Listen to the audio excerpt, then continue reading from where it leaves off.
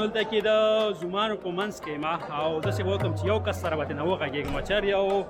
خوا ته کېناستم بس هماغې څه غږېږم ستړی مه شې جوړ په خیر څنګه دی مرۍ تازه کړه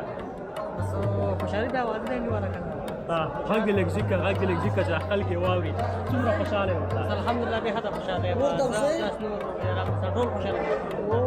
د ژوند تر ټولو غټ ارمان دې دا و که نه بل کوم ارمان دی الحمدلله هسې ارمان خو دا دی خو هغې نه زه تر ارمان نور هم شته دی روش مې دی چې دا نیکه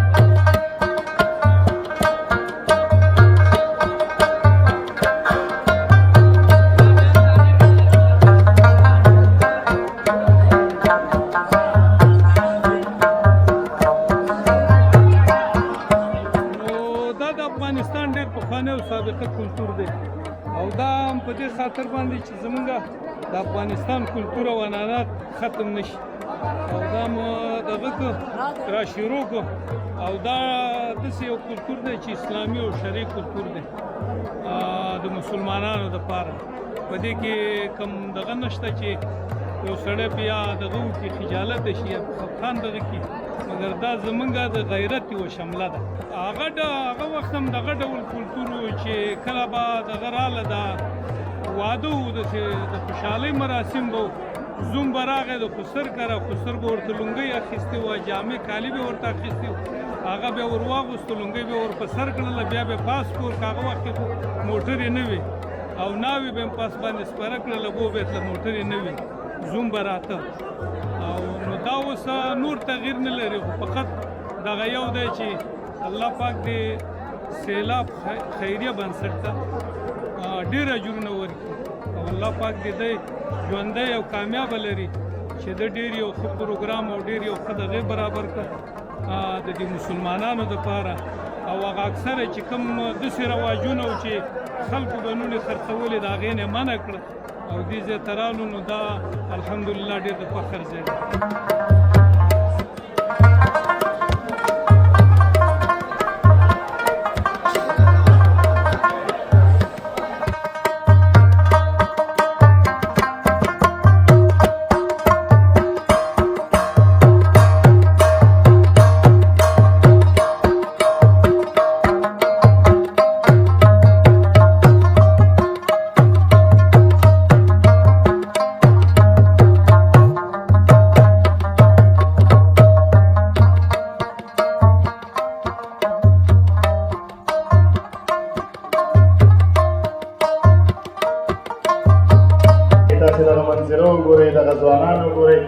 دغه زموږ د واده زلمي وګورئ څومره ښایسته ماشاءالله الله دې له بدو سترګو وساتي